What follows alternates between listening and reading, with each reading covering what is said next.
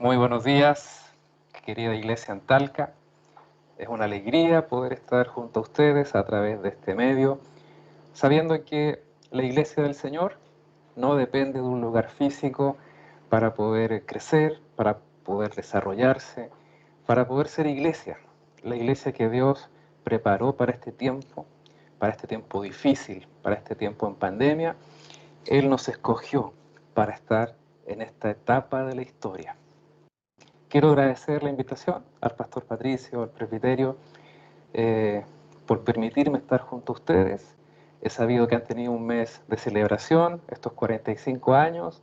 Por favor, reciban de parte del presbiterio de Santiago, parte de la iglesia, nuestras más sinceras y genuinas felicitaciones. Esperamos que el Señor les siga usando como hasta ahora en sus ministerios que desarrollan, en la proclamación del Evangelio del Señor, que Él sea glorificado en sus vidas, en la vida de la iglesia, en la vida de cada familia. 45 años es un número muy hermoso. Yo tengo 45 años, así que me siento muy identificado en la plenitud de la vida. Es una iglesia joven que tiene sin lugar a dudas un propósito, una bandera que levantar en este tiempo que nos ha tocado vivir. Un saludo especial a los jóvenes también, a Jaime. No puedo dejar de omitir este pequeño saludo porque son de mucha estima para mí. Precisamente la última actividad presencial con jóvenes que tuve fue el año pasado en el campamento que tuvimos ahí en el interior de la cordillera. Fue un tiempo muy lindo y no imaginé que ese iba a ser mi último retiro, mi último campamento con los jóvenes. Vienen recuerdos muy, muy hermosos. Yo creo que estos 15 meses en pandemia han potenciado la necesidad de vernos, de poder abrazarnos, de estar juntos. El Señor nos conoce, el Señor sabe que en nuestra soledad tal vez eh, Él es todo lo que necesita. Les pido por favor que podamos orar, que podamos dedicar este tiempo al Señor, rogar que su palabra sea la que nos pueda hablar, que su palabra sea la que nos anime, que su palabra sea la que nos exhorte en esta mañana. Amado Señor, gracias, porque a través de tu nombre, a través de tu persona, tenemos entrada directa a nuestro Padre para disfrutar de una comunión maravillosa.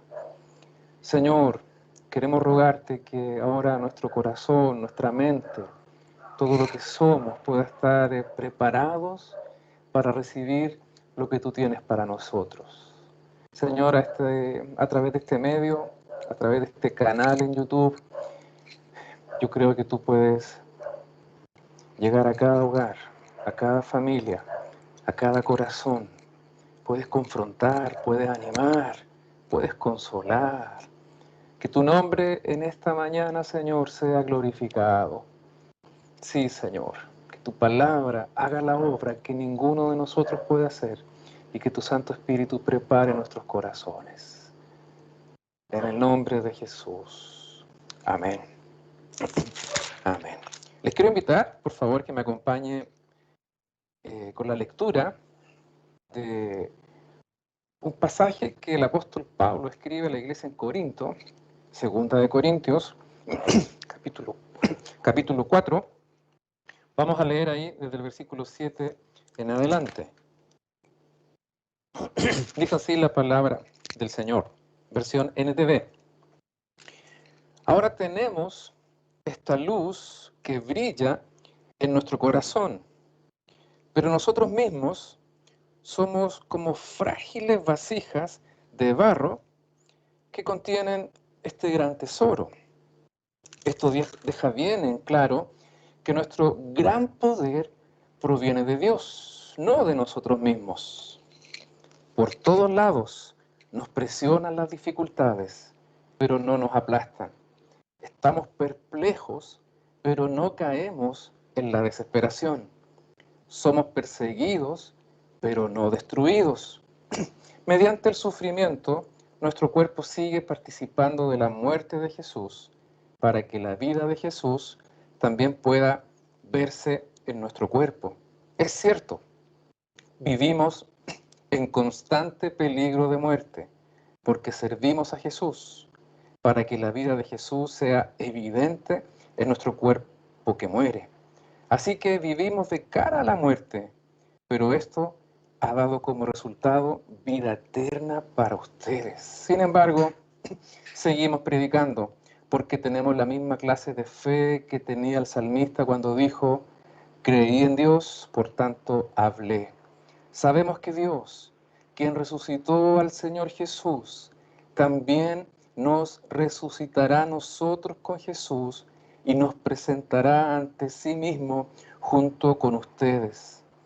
Todo esto es para beneficio de ustedes, y a medida que la gracia de Dios alcance a más y más personas, habrá abundante acción de gracias y Dios recibirá más y más gloria. Aleluya.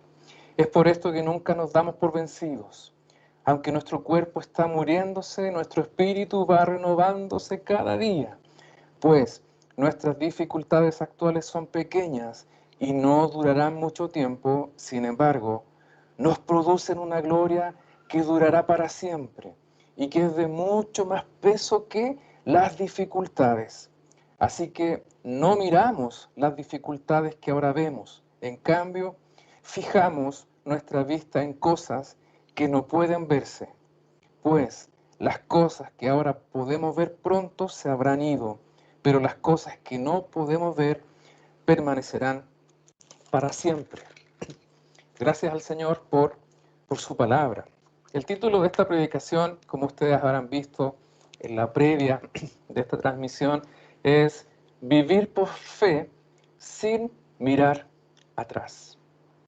Un pasaje que el apóstol pone cierto énfasis en relación a los hermanos que viven en Corinto. Una iglesia que está inmersa en una sociedad bastante compleja, una iglesia que disfrutó de la compañía del apóstol por 1 año y medio, una iglesia que recibió la ayuda de Timoteo, de Silas y también a Apolos, quienes posteriormente continuaron liderándola y donde Pablo la pastoreó a distancia. Es muy interesante esto. A través de cartas, a través de recomendaciones, a través de noticias que oía respecto del avance de la obra en esta iglesia, Pablo podía también enterarse y dar instrucciones para poder corregir, para poder enseñar.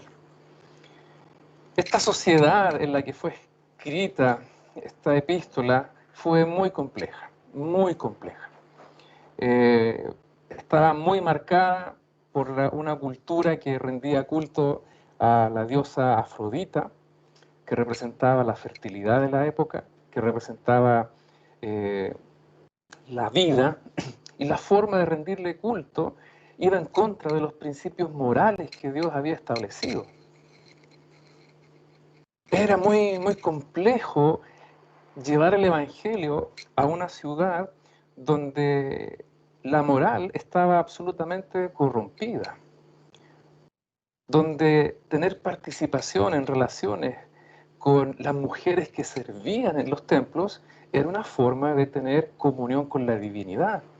Es por eso que Pablo da varias instrucciones respecto al matrimonio, respecto a la santidad que debe existir en los cristianos de esa ciudad en relación a la forma de conducirse contra la corriente que estaba estableciendo la cultura, la sociedad.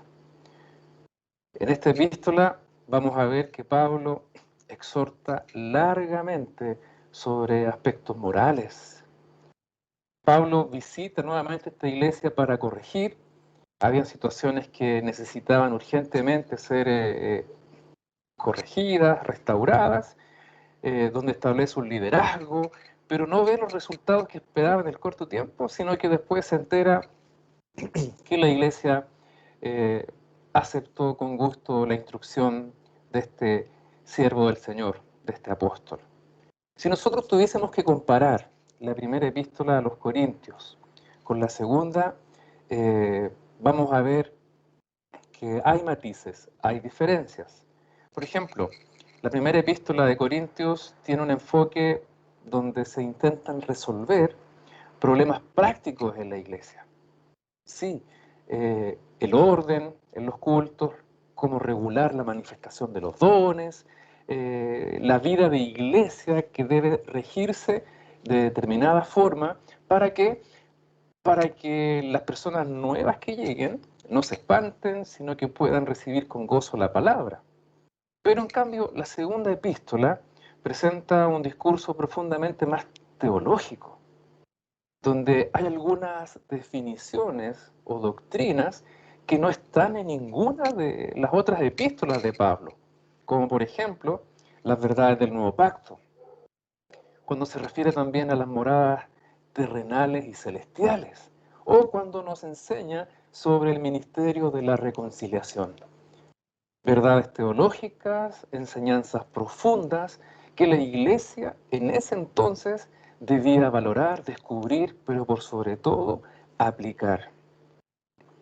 En el pasaje que hemos leído vamos a descubrir algunos contrastes que son muy interesantes. Pablo hace un contraste entre el cuerpo y el alma, también un contraste de las aflicciones que tenemos que vivir en el tiempo presente aquí en la tierra con la gloria celestial y con la mortalidad y la inmortalidad. Pablo en su enseñanza constantemente está hablando del tiempo presente, del tiempo que tenemos que vivir en esta tierra, pero sin desconectarnos de donde realmente somos, que es en nuestra morada celestial, en nuestra verdadera patria, en nuestra verdadera eternidad que tendremos con el Señor. Siempre con los pies en la tierra, pero nunca olvidando que nuestra promesa no está acá. Lo mejor que nos va a ocurrir no lo encontraremos en este mundo, sino que lo tendremos en la gloria junto al Señor. Y tener esa forma de vida es muy sana. Fue sana para ese tiempo, para la iglesia de Corinto, y debe ser de esa misma manera en este tiempo, para una iglesia confinada, para una iglesia que ha aprendido a adaptarse a vivir en pandemia, para una iglesia que está llena de carencias en cuanto a los afectos, en cuanto a no poder vernos, reunirnos, gozarnos en la comunión unos con otros, a abrazarnos. Es una realidad que sin lugar a dudas tenemos que entender y vivir para poder ser la iglesia que el Señor espera que seamos en este tiempo. Este pasaje nos muestra al menos 4 aspectos que nuestra vida cristiana debe reflejar. ¿Para qué? Para vivir por fe y no mirar atrás. Estamos en los últimos tiempos, ¿qué duda cabe de ello?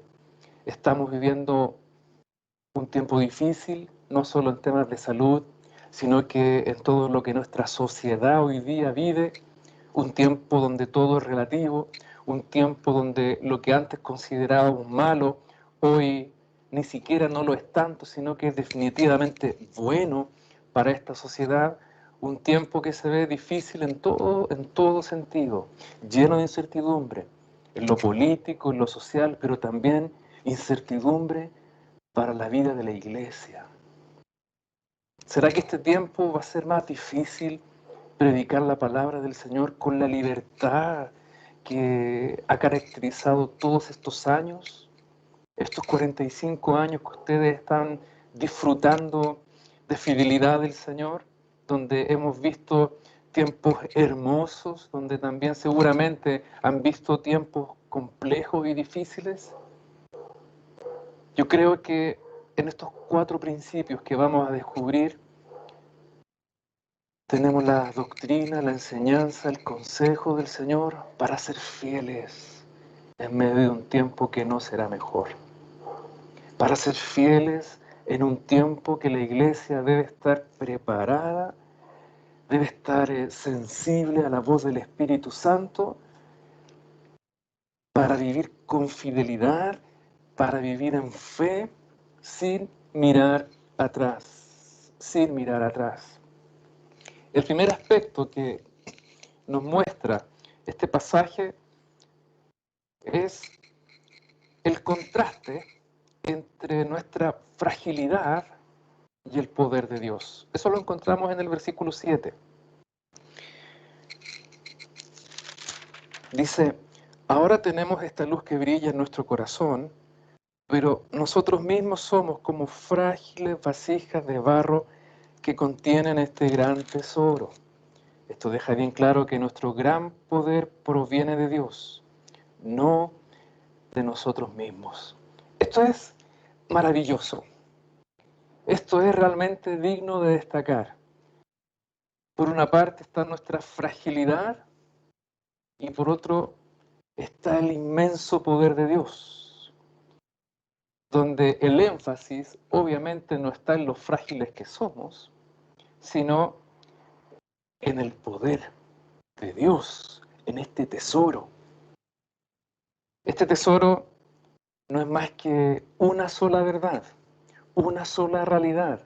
Este tesoro fue el que motivó al apóstol Pablo a estar dispuesto a sufrir, a estar dispuesto a dejar su comodidad, estar dispuesto a asumir un llamado. Y ese tesoro es el Evangelio. Pablo en Romanos capítulo 1 va a decir, porque no me avergüenzo del Evangelio, porque ahí está el poder de Dios, primeramente para el judío y también para el griego. Es la predicación del Evangelio donde el poder de Dios se manifiesta. Y Dios, paradójicamente, quiere usar vasijas de barro, vasijas muy frágiles. ¿Para qué? Para que la excelencia del poder sea de Dios y no de nosotros. Por eso me gozo al ver a Juan Pablo, a la Josefa, sirviendo de esta manera al Señor. Seguramente uno puede decir que son tan frágiles, pero es precisamente eso es lo que Dios quiere usar. ¿Para qué? Para que quede de manifiesto que toda la gloria es de Dios y nosotros solo somos como vasijas, tal vez con trizaduras, tal vez desgastadas, tal vez sin mucho valor en sí mismo. ¿Cuántas veces no nos sentimos así? Pero Dios quiere usarnos a pesar de nuestra fragilidad. No hay excusa, no hay excusa para poder disponerse a servir al Señor.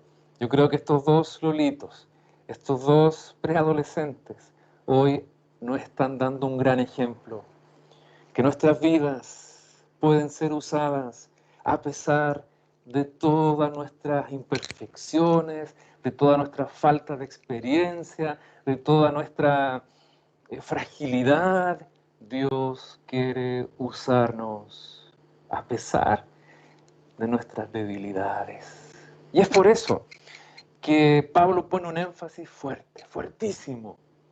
Es el Evangelio, es el poder de Dios donde nuestra vida debe centrarse, donde todos nuestros esfuerzos deben concluir, deben conducir, donde todos nuestros sueños y proyectos deben aspirar, que nuestras vidas puedan honrarte, Señor, con lo que somos, con lo poco que sabemos, o tal vez con los muchos años que llevamos junto a tu lado.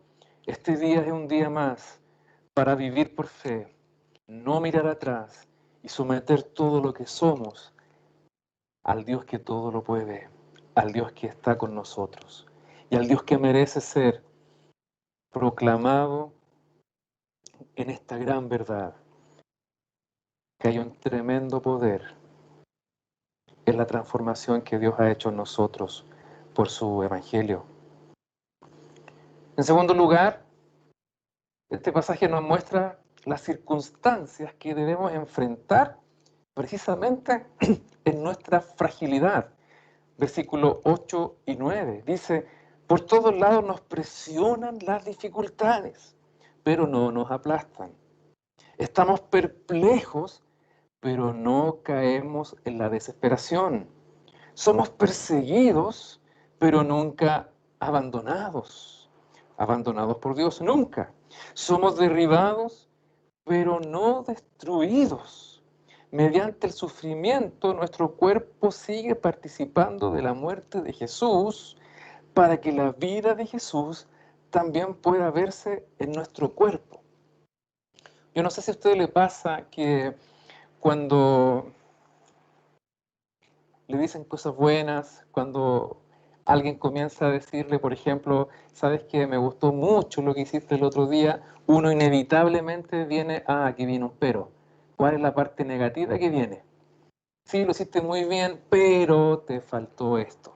Sí, y como que lo bueno nunca queda en la retina, sino que lo que hay que corregir, lo malo. Y esta palabra pero muchas veces tiene un significado o una connotación negativa. Pero gracias a Dios, porque la palabra suya nos muestra ciertos peros que tienen un significado muy positivo. El primero de ellos lo encontramos, por ejemplo, en Hechos 1:8, quedaos en Jerusalén, no salgan de ahí, pero recibiréis poder, aleluya, cuando haya venido sobre vosotros el Espíritu Santo. Y aquí Pablo, en estos versículos, nos muestra 4 peros. Y estos peros son positivos, en el sentido que contrastan con la realidad que el apóstol ha tenido que vivir en esta fragilidad. Pablo describe algunas de este tipo de dificultades, por ejemplo, atribulados en todo, pero no angustiados. Y atribulado es la figura que se utiliza en la que uno debe soportar todas las presiones externas. Esta presión que se ejerce sobre nosotros es la misma figura que se utiliza cuando se aprieta la aceituna para sacar el aceite. Esta presión es la que nos permite demostrar lo mejor de nosotros ante situaciones adversas. Y Pablo reconoce que esta tribulación, que esta presión externa ha permitido que ellos o que él no entre en angustia. ¿Por qué? Porque tiene clara, muy clara que su vida está anclada junto a este tesoro maravilloso del cual el versículo 7 nos habla. Este inmenso tesoro que es atesorado en estos vasos de barro, en esta vasija que somos nosotros, nos permite mantenernos firmes, sabiendo que Dios nunca, nunca nos deja solos. Luego Pablo utiliza 2 palabras que son muy interesantes. Dice, desorientados, pero no totalmente desorientados. Y aquí hay un juego de palabras en el original, en el griego, que implica estar en una posición confusa, pero no desorientados, sino que seguros de que pase lo que pase, Dios siempre está con nosotros, a pesar de nuestra fragilidad. Un tercer aspecto que Pablo destaca es perseguidos, pero no desamparados. Estas dificultades que él vivió, Pablo las describe como un fugitivo que es librado vez tras vez de sus adversarios. Sí, y muchas veces nosotros nos encontramos entre la espada y la pared por creer lo que creemos. Más aún en este tiempo, yo creo que hay una forma de persecución en contra nuestra, la que se va a evidenciar o la que se va a acentuar al correr de los meses. Yo creo que no viene un tiempo bueno para nosotros, hermanos. Y discúlpeme, por favor, que traiga este tipo de mensaje en un ambiente de alegría, de aniversario, pero si queremos permanecer fieles al Señor, debemos considerar el precio que debemos de pagar. Fue el mismo Señor Jesús, nuestro Señor, quien advirtió a los que querían seguirles que no tenía dónde poner su cabeza, que no tenía dónde vivir, que no tenía nada seguro que ofrecer.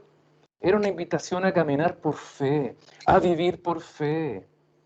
Y hay situaciones en esta vida, en este tiempo, que inevitablemente nos van a hacer sentir a nosotros como perseguidos, como que todos están en contra nuestra por solo pensar que Dios es el Dios que rige esta humanidad, que Dios tiene un propósito, que Dios llama las cosas que no son correctas como son, y nosotros debemos ser luz en medio de esta oscuridad que estamos viviendo. Y no nos vamos a sentir muy bien en ocasiones. Pero Pablo tenía la convicción de que cada vez que venía ese tipo de persecución, él era librado de sus enemigos. Y por último, este otro tipo de dificultad señala que estaban abatidos, pero no destruidos. Sí, afectados por la persecución, pero se paraban, estaban dispuestos a seguir de pie para seguir adelante. Sí, un cristiano puede atravesar momentos duros, altos y bajos.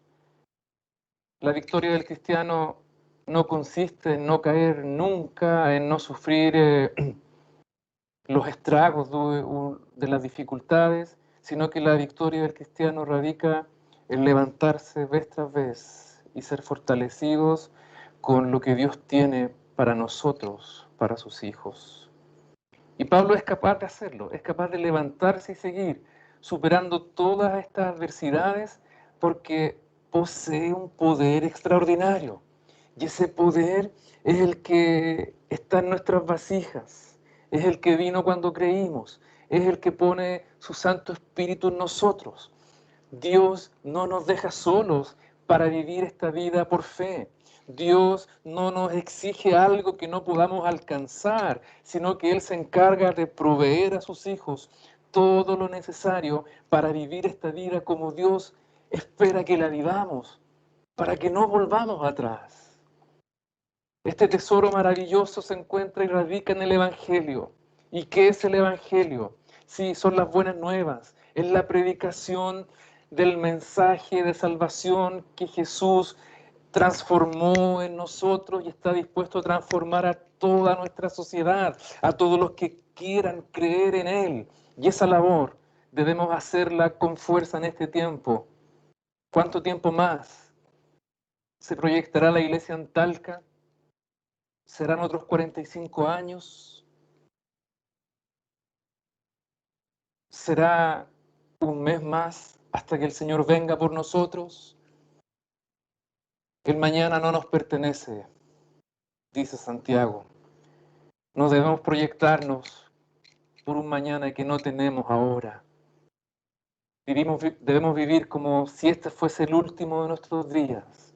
Y si llega a haber un mañana, si llegan a haber 45 años más para la iglesia en Talca, debe ser con la perspectiva correcta, debe ser con la mirada puesta en el Señor, debe ser utilizando las herramientas que el Señor ha provisto para su iglesia y lo ha hecho de manera generosa.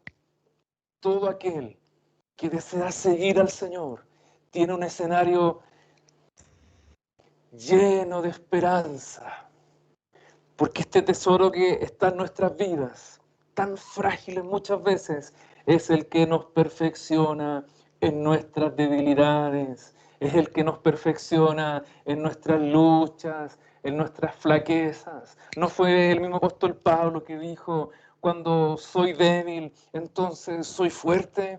Porque no dependo de mí mismo, sino que dependo de la provisión sobrenatural que Dios está dispuesta a otorgarme día tras día. Es su Santo Espíritu, es el Evangelio, es la transformación que producen aquellos que creen y quieren aferrarse a esta realidad espiritual. Esto es doctrina. Esto es una teología sana, una doctrina sana que la iglesia debe atesorar en este tiempo. El tercer aspecto que nos muestra este pasaje nos muestra el padecimiento a causa del Señor. Versículo 10. mediante el sufrimiento, nuestro cuerpo sigue participando de la muerte de Jesús, para que la vida de Jesús también pueda verse en nuestro cuerpo. Hablar de este tema puede ser muy impopular, sí, lo reconozco. Yo creo que ningún evangelista que quiera ganar a multitudes con la predicación del Evangelio se atrevería a decir que debemos padecer. Puede que sea una consigna muy impopular, pero no hablar de este tema es no predicar el verdadero Evangelio. El Señor nos dijo, por cuanto a mí me han perseguido, a ustedes también los perseguirán. El Señor dedicó mucho tiempo instruyendo, enseñando a sus discípulos sobre la doctrina del padecimiento. El Señor nos enseñó que sin padecimiento no hay gloria. El Señor marcó un camino donde dejó claro que si a Él lo han perseguido, a nosotros también. Y mi pregunta hoy para la iglesia en Talca es, ¿estamos siendo perseguidos por causa de predicar el Evangelio? Tal vez no es una persecución tan evidente como lo vivió los cristianos en el primer siglo, en el año 65, 68, antes del incendio en Roma, y después, cuando toda la política se vertió en una persecución sobre los cristianos. Pero hay otro tipo de persecución también, cuando nos juzgan por pensar como pensamos, cuando cierto tipo de minorías pareciese ser que tienen más voz que la mayoría, y este mensaje de tolerancia es solo para algunos, porque si uno presenta una idea distinta basada en los principios de Dios, es que somos intolerantes, es porque tal vez nos apuntan con el dedo. Hermanos, querida iglesia en Talca, si no incomodamos a nuestra sociedad en este tiempo, si no nos sentimos perseguidos en determinada manera por causa del Evangelio, por causa de predicar el verdadero Evangelio, tal vez no estamos siendo los discípulos que Dios espera que seamos de nosotros en este tiempo. El Señor nos dijo que en este mundo íbamos a tener enemistad con el mundo por causa de lo que creemos. ¿Y no será que muchas veces tratamos de precisamente armar lazos de amistad con este mundo? Sin lugar a dudas, seguir al Señor, vivir por fe y no mirar atrás, implica un padecimiento en toda nuestra esfera, en toda nuestra realidad. Pero, ¿por qué tenemos que padecer? Es inevitable pensar en la vida de Job, todo lo que tuvo que padecer, la forma en que se le hizo justicia. En el padecimiento nuestras vidas son transformadas. En el padecimiento nuestras vidas son pulidas, son lijadas, nuestro carácter es perfeccionado, tiene un propósito, tiene una finalidad, tiene una meta clara. Pablo, en esta misma epístola, señala algunos argumentos sobre el por qué debemos padecer. Por ejemplo, la tribulación está referida a todo tipo de dificultades que sobrevienen a los que pertenecen a Cristo. Eso lo encontramos en el capítulo 1, versículo 9. La tribulación es motivo de gozo. Y esto es un signo de pertenencia a Cristo. Versículo 8 del capítulo 1. La tribulación también atestigua y actualiza entre los corintios que el intercambio, que la comunión entre Cristo y el apóstol se realiza también entre Cristo y ellos, los corintios, por medio del apostolado de Pablo. Es una forma de experimentar comunión. El propósito de la tribulación es confiar en Dios, nos dice el capítulo 1, versículo 9. Es además experimentar el consuelo para consolar a otros, nos dice el versículo 4. Y finalmente nos permite identificarnos con Cristo. ¿Es necesaria? Por supuesto que es necesaria, no solo porque el Señor dijo que iba a ocurrir, sino porque tiene un significado, una identidad, un propósito. Yo me pregunto cuántas veces hemos tenido que llorar sin saber por qué, hasta que llegamos a un punto de que nuestra experiencia de vida no solo nos ha transformado, sino que también nos permite compartirla con otros y decir con autoridad, sabes, yo viví lo mismo que tú y te puedo decir que Dios nunca me abandonó, que Dios estuvo conmigo siempre y si lo hizo conmigo, también lo hará contigo. Consolar de la misma manera en que nosotros hemos sido consolados.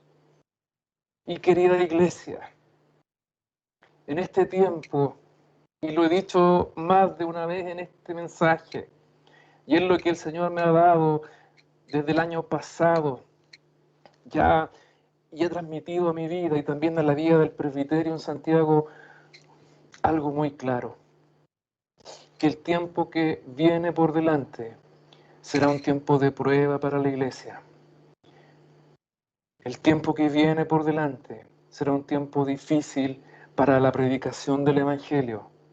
Y en estos 45 años yo les invito de parte del Señor a proyectarse para seguir extendiendo su obra, pero no exenta de dificultades, no exenta de cierto tipo de persecución, no exenta de que nos apunten con el dedo por predicar un mensaje discriminatorio, no exentos de predicar un mensaje tal vez obsoleto, que segrega más que une.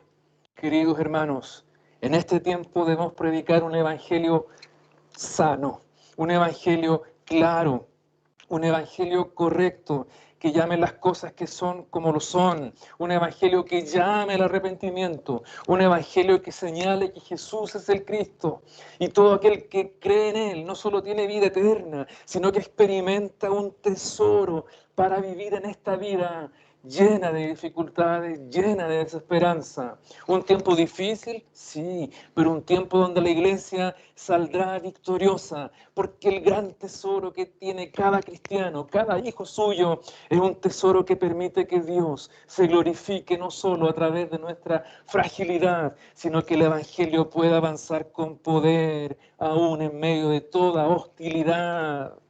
Hermanos, vivan por fe, no miren atrás, tengan en cuenta que lo que vivimos en este tiempo es la oportunidad única para que su iglesia experimente un mover como nunca antes, porque la venida del Señor está cerca.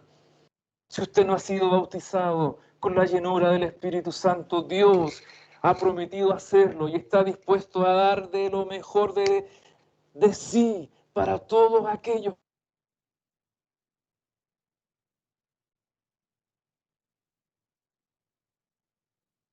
pruebas.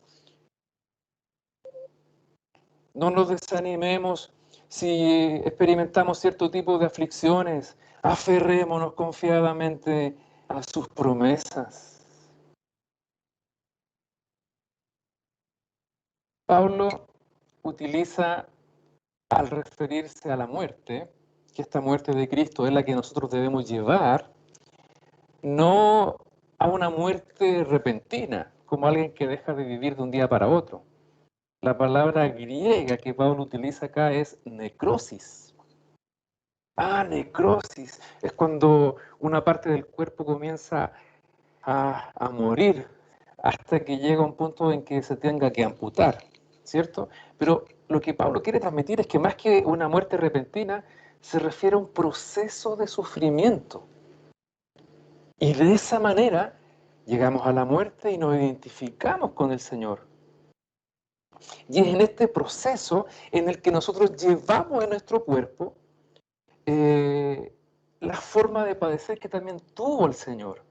Y ese llevar no es otra cosa que proclamar la muerte del Señor, anunciar su evangelio, anunciar que Él es el Cristo, anunciar que Él fue quien murió por nosotros, que resucitó, que volverá, aleluya, y espera una reacción de los que no conocen a Cristo, que es que se arrepientan. Pablo concluye su argumento señalando que nuestras vidas están dedicadas al Señor y no debemos temer, porque en Él estamos seguros. Y el cuarto y último aspecto que nos muestra este pasaje nos habla de tener una perspectiva correcta. Versículo 15 al 18. Todo esto, queridos hermanos de Talca, es para beneficio de ustedes. Y a medida que la gracia de Dios alcance a más y más personas, aleluya, habrá abundante acción de gracias. Y Dios recibirá más y más gloria, aleluya. Sí, porque cuando nosotros llevamos su evangelio, inevitablemente algo va a ocurrir. ¿Habrá oposición? Sí. ¿Habrá personas que se van a burlar? Puede ser, pero habrá muchos también que van a creer. Y cuando eso ocurra, esas personas serán transformadas, esas personas pasarán de muerte a vida, esas personas comenzarán también junto a nosotros a alabar a Dios y habrá mucha, mucha más gratitud y Dios recibirá más y más gloria. Se cumplirá la profecía que establece un salmo para que todos los pueblos, oh Dios, te alaben, para que todos te alaben. La extensión del reino no debe restringirse en tiempos de persecución o en tiempos de guerra, sino que nos debe hacer ver nuestra vida bajo una perspectiva correcta. Versículo 16. Es por eso que nunca nos damos por vencidos.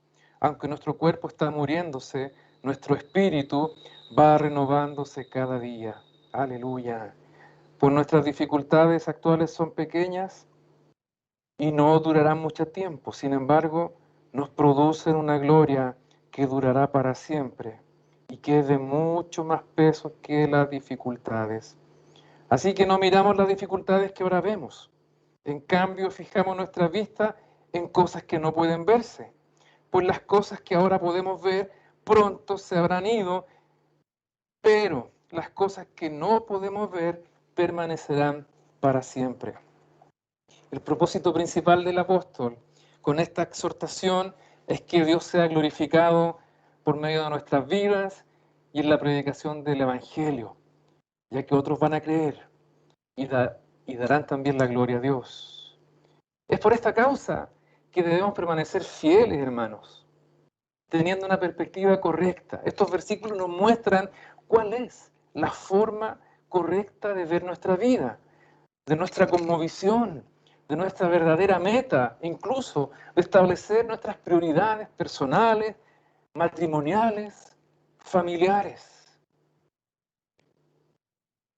Que este mundo es pasajero, que nada de lo que nosotros atesoremos acá podremos llevar a una eternidad con Dios. Establece un contraste en que las aflicciones que podamos vivir en este tiempo no tienen ninguna comparación, es que no tienen ningún tipo de comparación con la alegría, con la gloria que vamos a disfrutar junto al Señor en su eternidad. ¿No le anima esto?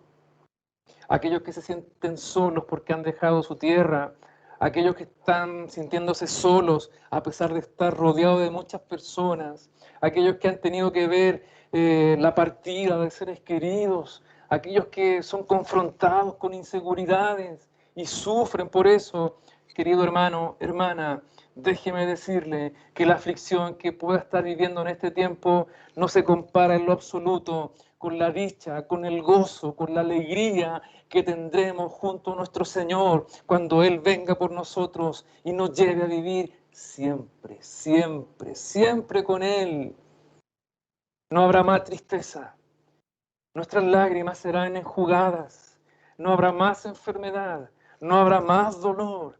Estaremos con el autor de nuestra salvación, con nuestro amado.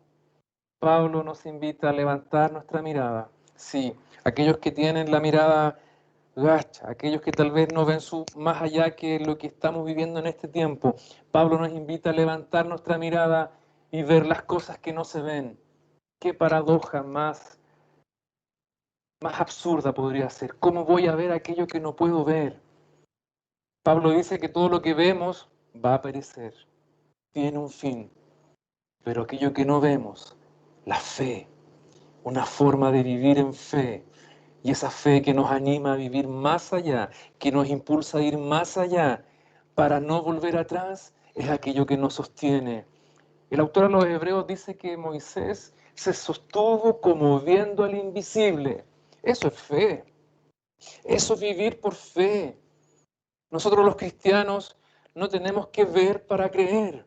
Nosotros como pueblo de Dios tenemos que creer en primer lugar para después ver. Y esa invitación a caminar por fe, a vivir por fe, la hace el Señor también en este tiempo.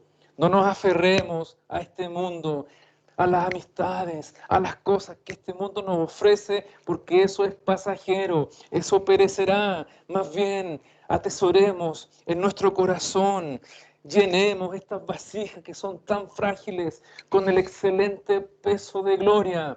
Alimentemos nuestra fe con aquello que nos debe sostener en el día malo. Alimentemos nuestra fe no solo para no volver atrás, sino para seguir avanzando en este tiempo que como iglesia el Señor les está regalando. Un tiempo de victoria, sí. Un tiempo donde puede haber alguna adversidad, también. Pero un tiempo donde Dios quiere levantar a su iglesia en Talca como nunca antes lo ha hecho. ¿Por qué? Porque su venida está tan cercana. Y yo creo con todo mi corazón que vendrá un tiempo maravilloso en su presencia. Como Pedro dice en Hechos, para que todos los que crean puedan experimentar verdaderamente tiempos de refrigerio. Así que hermanos, tenemos tarea. Damos gracias al Señor, y me incluyo, damos gracias al Señor por estos 45 años que el Señor ha regalado a la iglesia en Talca. Pero hay mucho más. Hay mucho más por hacer. Hay mucho más que preparar en nuestras vidas, en nuestros corazones. Y no son nuestras capacidades, no son nuestros méritos, no es nuestro conocimiento, no son las experiencias que Dios nos ha regalado, porque somos tan frágiles. Nos podemos quebrar con un golpecito solamente. Es el poder de Dios que está en nuestras vidas el que nos va a permitir ser su iglesia. Permítame terminar orando y pidiendo que su palabra, que su Santo Espíritu pueda hacer esa obra que ninguno de nosotros puede hacer. Señor, oh Dios, te doy tantas gracias por este tiempo que me has regalado y compartir junto a la querida iglesia en Talca este mensaje. Un mensaje que nos aterriza en una realidad que estamos viviendo, pero también un mensaje que nos alienta y nos anima a seguir viviendo por fe, a no mirar atrás, a proyectarnos a lo que está adelante. Y gracias, porque tú sigues siendo el mismo Dios que comenzó la obra en Talca. Tú sigues llamando a jovencitos, a jóvenes, a hermanas y hermanos. Tú pones en sus vidas el querer como el hacer. Y yo ruego por un despertar. Y yo ruego, Señor, por un mover en tu espíritu que permita que la iglesia en Talca siga extendiéndose y que tu nombre se glorifique como nunca antes ha ocurrido. Que en tiempos de pandemia, porque nunca lo hemos vivido, que en tiempos de pandemia muchos puedan llegar al conocimiento, muchos puedan creer y que día tras día tú puedas recibir cada día más gracias y más gloria por la labor de tu iglesia. Señor, reconocemos que tú y solo tú eres glorificado. Reconocemos que tu fidelidad en estos 45 años es una muestra más de tu esencia. Reconocemos que estarás con nosotros hasta el fin. Y Señor, yo me incluyo ahora en esta oración con mis hermanos en Talca. Haz de nosotros esa iglesia que tú quieres usar en medio de esta pandemia, en medio de la adversidad, en medio de la incertidumbre que viene por delante. que tu Santo Espíritu capacite, llene estas vasijas, a cada uno en particular, desde el más pequeñito hasta el más adulto, que pueda experimentar cómo su vida rebosa de algo sobrenatural, de algo que tú has preparado, que tú has apartado para los tuyos en este tiempo. Bendice a los pastores, Señor, de esta querida iglesia local. Dales de tu gracia, de tu sabiduría. Bendice el liderazgo, Señor, que puedan sentir cómo tú les unes en el trabajo día a día para que tu nombre sea exaltado. Gracias, Señor. Gracias porque estás con nosotros. Gracias porque esa promesa la vivimos y disfrutamos cada día. En el nombre de Jesús. Amén. Amén.